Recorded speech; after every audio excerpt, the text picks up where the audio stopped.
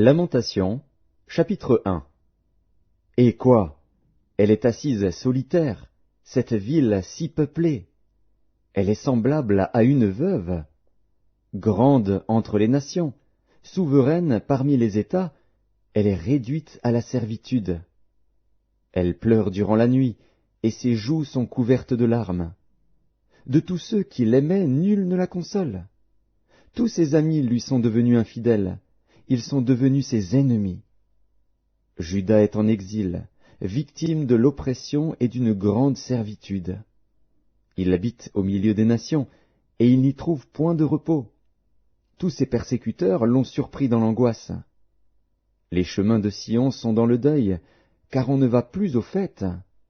Toutes ses portes sont désertes, ses sacrificateurs gémissent, ses vierges sont affligées, et elle est remplie d'amertume. Ses oppresseurs triomphent, ses ennemis sont en paix. Car l'Éternel l'a humiliée à cause de la multitude de ses péchés. Ses enfants ont marché captifs devant l'oppresseur. La fille de Sion a perdu toute sa gloire. Ses chefs sont comme des cerfs qui ne trouvent point de pâture et qui fuient sans force devant celui qui les chasse.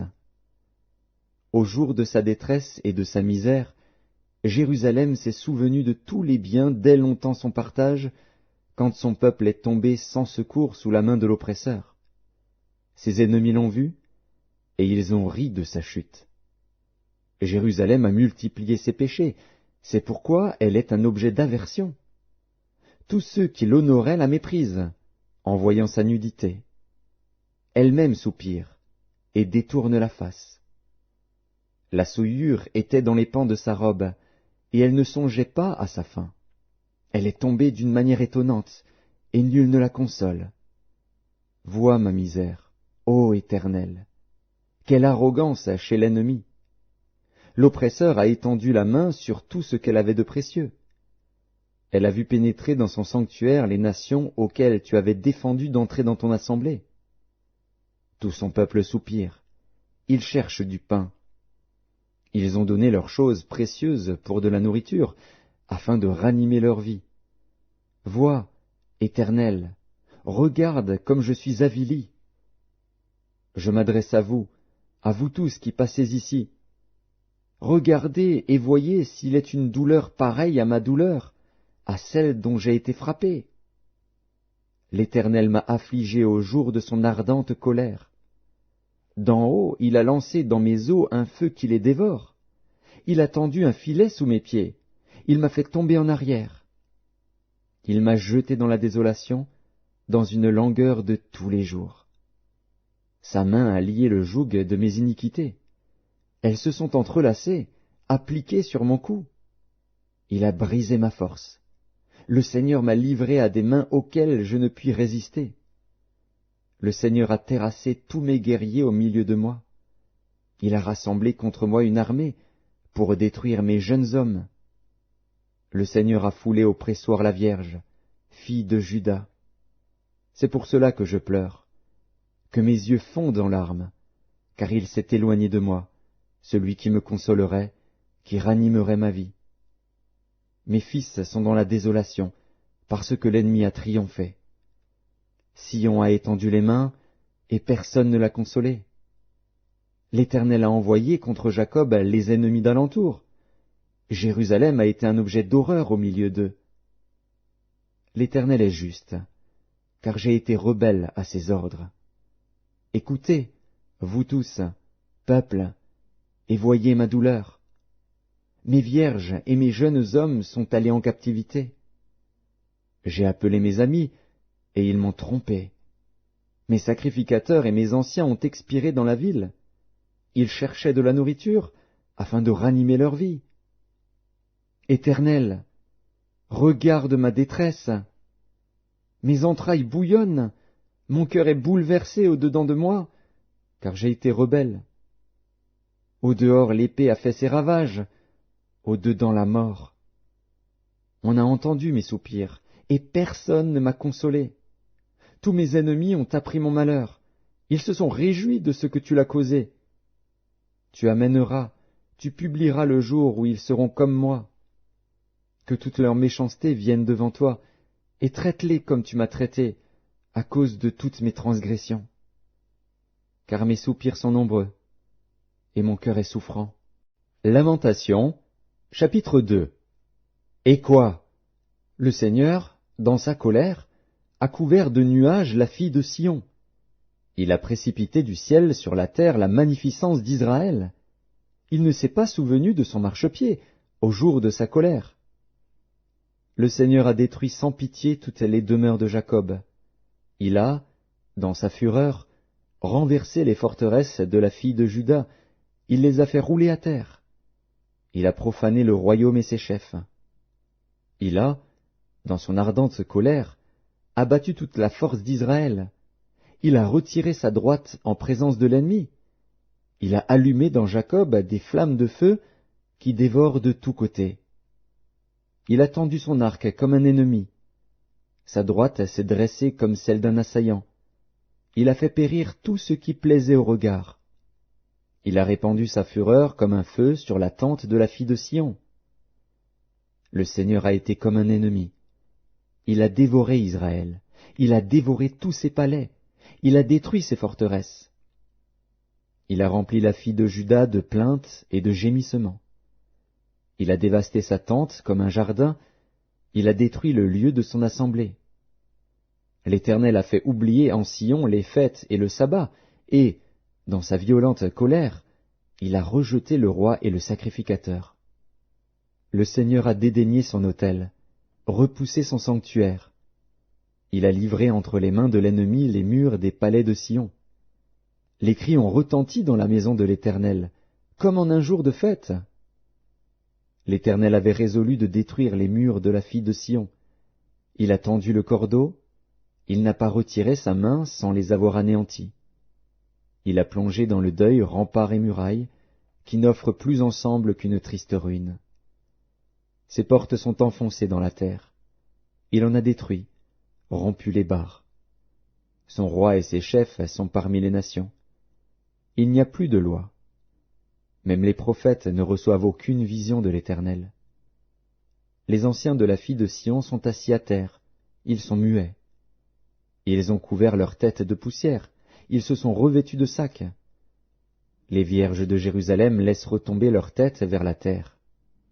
Mes yeux se consument dans les larmes, mes entrailles bouillonnent, ma bile se répand sur la terre, à cause du désastre de la fille de mon peuple, des enfants et des nourrissons en défaillance dans les rues de la ville. Ils disaient à leur mère, « Où y a-t-il du blé et du vin ?» Et ils tombaient comme des blessés dans les rues de la ville, ils rendaient l'âme sur le sein de leur mère. Que dois-je te dire? À quoi te comparer, fille de Jérusalem? Qui trouvait de semblable à toi, et quelle consolation te donner, vierge, fille de Sion? Car ta plaie est grande comme la mer. Qui pourra te guérir? Tes prophètes ont eu pour toi des visions vaines et fausses. Ils n'ont pas mis à nu ton iniquité, afin de détourner de toi la captivité. Ils t'ont donné des oracles mensongers et trompeurs. Tous les passants battent des mains sur toi, ils sifflent, ils secouent la tête contre la fille de Jérusalem. Est-ce là cette ville qu'on appelait une beauté parfaite, la joie de toute la terre? Tous tes ennemis ouvrent la bouche contre toi, ils sifflent, ils grincent des dents, ils disent « Nous l'avons englouti. C'est bien le jour que nous attendions, nous l'avons atteint, nous le voyons. » L'Éternel a exécuté ce qu'il avait résolu. Il a accompli la parole qu'il avait dès longtemps arrêtée. Il a détruit sans pitié. Il a fait de toi la joie de l'ennemi. Il a relevé la force de tes oppresseurs. Leur cœur crie vers le Seigneur. Mur de la fille de Sion, répand jour et nuit des torrents de larmes. Ne te donne aucun relâche, et que ton œil n'ait point de repos. Lève-toi, pousse des gémissements à l'entrée des veilles de la nuit. Répands ton cœur comme de l'eau en présence du Seigneur. Lève tes mains vers lui pour la vie de tes enfants qui meurent de faim au coin de toutes les rues. Vois, Éternel, regarde qui tu as ainsi traité. Fallait-il que des femmes dévorassent le fruit de leurs entrailles, les petits enfants objets de leur tendresse? Que sacrificateurs et prophètes fussent massacrés dans le sanctuaire du Seigneur? Les enfants et les vieillards sont couchés par terre dans les rues. Mes vierges et mes jeunes hommes sont tombés par l'épée. Tu as tué au jour de ta colère, tu as égorgé sans pitié.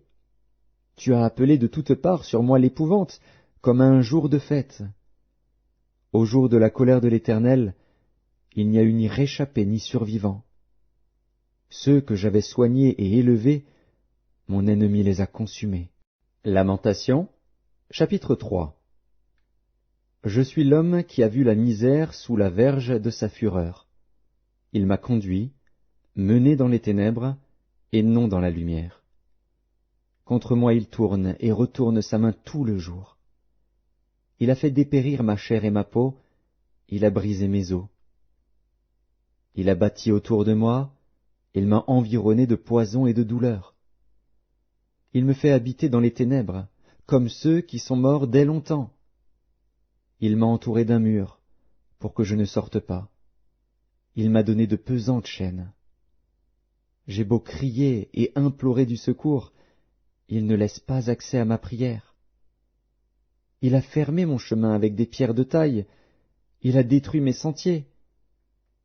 Il a été pour moi un ours en embuscade, un lion dans un lieu caché. Il a détourné mes voies, il m'a déchiré, il m'a jeté dans la désolation. Il a tendu son arc, et il m'a placé comme un but pour sa flèche. Il a fait entrer dans mes reins les traits de son carquois. Je suis pour tout mon peuple un objet de raillerie, chaque jour l'objet de leurs chansons. Il m'a rassasié d'amertume, il m'a enivré d'absinthe. Il a brisé mes dents avec des cailloux, il m'a couvert de cendres. Tu m'as enlevé la paix. Je ne connais plus le bonheur. Et j'ai dit, ma force est perdue, je n'ai plus d'espérance en l'Éternel. Quand je pense à ma détresse et à ma misère, à l'absinthe et au poison, quand mon âme s'en souvient, elle est abattue au-dedans de moi. Voici ce que je veux repasser en mon cœur, ce qui me donnera de l'espérance. Les bontés de l'Éternel ne sont pas épuisées. Ses compassions ne sont pas à leur terme. Elles se renouvellent chaque matin. Oh, que ta fidélité est grande! L'Éternel est mon partage, dit mon âme. C'est pourquoi je veux espérer en lui. L'Éternel a de la bonté pour qui espère en lui, pour l'âme qui le cherche. Il est bon d'attendre en silence le secours de l'Éternel. Il est bon pour l'homme de porter le joug dans sa jeunesse. Il se tiendra solitaire et silencieux, parce que l'Éternel le lui impose. Il mettra sa bouche dans la poussière, sans perdre toute espérance. Il présentera la joue à celui qui le frappe, il se rassasiera d'opprobre. Car le Seigneur ne rejette pas à toujours. Mais, lorsqu'il afflige, il a compassion selon sa grande miséricorde. Car ce n'est pas volontiers qu'il humilie et qu'il afflige les enfants des hommes. Quand on foule aux pieds tous les captifs du pays, quand on viole la justice humaine à la face du Très-Haut, quand on fait tort à autrui dans sa cause, le Seigneur ne le voit-il pas? Qui dira qu'une chose arrive sans que le Seigneur l'ait ordonné? N'est-ce pas de la volonté du Très-Haut que viennent les maux et les biens? Pourquoi l'homme vivant se plaindrait-il? Que chacun se plaigne de ses propres péchés. Recherchons nos voies et sondons, et retournons à l'Éternel. Élevons nos cœurs et nos mains vers Dieu qui est au ciel. Nous avons péché, nous avons été rebelles. Tu n'as point pardonné. Tu t'es caché dans ta colère, et tu nous as poursuivis.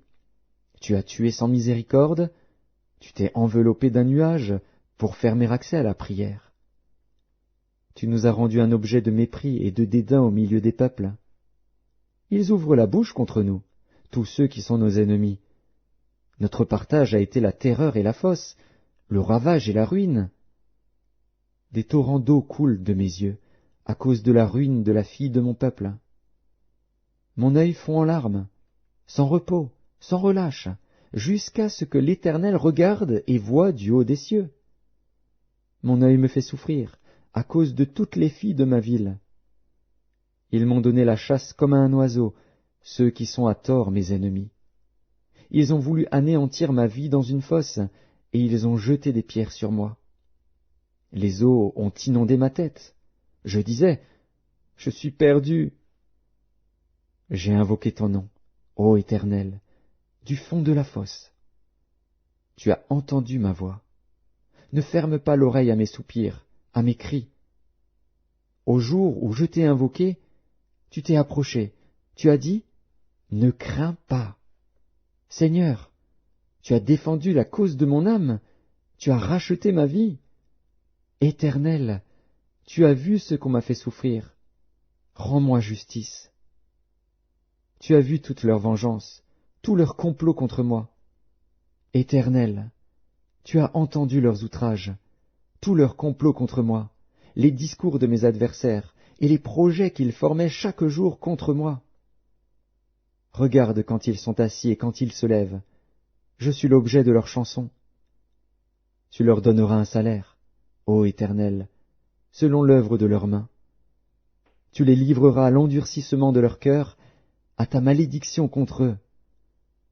Tu les poursuivras dans ta colère, et tu les extermineras de dessous les cieux, ô Éternel. Lamentation, chapitre 4. Et quoi? L'or a perdu son éclat, l'or pur est altéré. Les pierres du sanctuaire sont dispersées au coin de toutes les rues. Les nobles fils de Sion, estimés à l'égal de l'or pur, sont regardés, hélas, comme des vases de terre, ouvrage des mains du potier. Les chacals même présentent la mamelle et allaitent leurs petits. Mais la fille de mon peuple est devenue cruelle, comme les autruches du désert. La langue du nourrisson s'attache à son palais, desséché par la soif. Les enfants demandent du pain, et personne ne leur en donne. Ceux qui se nourrissaient de mets délicats périssent dans les rues. Ceux qui étaient élevés dans la pourpre embrassent les fumiers. Le châtiment de la fille de mon peuple est plus grand que celui de Sodome, détruite en un instant, sans que personne ait porté la main sur elle. Ces princes étaient plus éclatants que la neige, plus blancs que le lait. Ils avaient le teint plus vermeil que le corail. Leur figure était comme le saphir. Leur aspect plus sombre que le noir. On ne les reconnaît pas dans les rues. Ils ont la peau collée sur les os, sèche comme du bois. Ceux qui périssent par l'épée sont plus heureux que ceux qui périssent par la faim, qui tombent exténués, privés du fruit des champs. Les femmes, malgré leur tendresse, font cuire leurs enfants. Ils leur servent de nourriture, au milieu du désastre de la fille de mon peuple. L'Éternel a épuisé sa fureur, il a répandu son ardente colère. Il a allumé dans Sion un feu qui en dévore les fondements. Les rois de la terre n'auraient pas cru, aucun des habitants du monde n'aurait cru que l'adversaire, que l'ennemi entrerait dans les portes de Jérusalem. Voilà le fruit des péchés de ses prophètes, des iniquités de ses sacrificateurs, qui ont répandu dans son sein le sang des justes. Ils erraient en aveugles dans les rues, souillés de sang. On ne pouvait toucher leurs vêtements. « Éloignez-vous, impurs !» leur criait-on. « Éloignez-vous, éloignez-vous, ne nous touchez pas !» Ils sont en fuite, ils errent çà et là. On dit parmi les nations, ils n'auront plus leur demeure. L'Éternel les a dispersés dans sa colère. Il ne tourne plus les regards vers eux. On n'a eu ni respect pour les sacrificateurs, ni pitié pour les vieillards. Nos yeux se consumaient encore, et nous attendions vainement du secours. Nos regards se portaient avec espérance vers une nation qui ne nous a pas délivrés. On épiait nos pas pour nous empêcher d'aller sur nos places. Notre fin s'approchait. Nos jours étaient accomplis. Notre fin est arrivée. Nos persécuteurs étaient plus légers que les aigles du ciel. Ils nous ont poursuivis sur les montagnes. Ils nous ont dressé des embûches dans le désert. Celui qui nous faisait respirer, loin de l'Éternel, a été pris dans leur fosse. Lui de qui nous disions, « Nous vivrons sous son ombre parmi les nations. Réjouis-toi, tressaille d'allégresse, fille d'Édom, habitante du pays d'Utz. Vers toi aussi passera la coupe. Tu t'enivreras, et tu seras mise à nu. Fille de Sion, ton iniquité est expiée. Il ne t'enverra plus en captivité. Fille d'Édom, il châtiera ton iniquité, il mettra tes péchés à découvert. Lamentation, chapitre 5. Souviens-toi, Éternel, de ce qui nous est arrivé. Regarde, vois notre opprobre. Notre héritage a passé à des étrangers, nos maisons à des inconnus. Nous sommes orphelins, sans père. Nos mères sont comme des veuves. Nous buvons notre eau à prix d'argent, nous payons notre bois. Nous sommes poursuivis, le joug sur le cou. Nous sommes épuisés, nous n'avons point de repos. Nous avons tendu la main vers l'Égypte, vers la Syrie, pour nous rassasier de pain. Nos pères ont péché, ils ne sont plus, et c'est nous qui portons la peine de leurs iniquités. Des esclaves dominent sur nous, et personne ne nous délivre de leurs mains. Nous cherchons notre pain au péril de notre vie, devant l'épée du désert.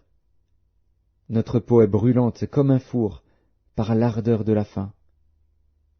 Ils ont déshonoré les femmes dans Sion, les vierges dans les villes de Juda. Des chefs ont été pendus par leurs mains. La personne des vieillards n'a pas été respectée. Les jeunes hommes ont porté la meule, les enfants chancelaient sous des fardeaux de bois. Les vieillards ne vont plus à la porte, les jeunes hommes ont cessé leur chant. La joie a disparu de nos cœurs, le deuil a remplacé nos danses. La couronne de notre tête est tombée. Malheur à nous, parce que nous avons péché. Si notre cœur est souffrant, si nos yeux sont obscurcis, c'est que la montagne de Sion est ravagée, c'est que les renards s'y promènent. Toi, l'Éternel, tu règnes à jamais. Ton trône subsiste de génération en génération. Pourquoi nous oublierais-tu pour toujours, nous abandonnerais-tu pour de longues années? Fais-nous revenir vers toi, ô Éternel, et nous reviendrons. Donne-nous encore des jours comme ceux d'autrefois. Nous aurais-tu entièrement rejetés, et t'irriterais-tu contre nous jusqu'à l'excès?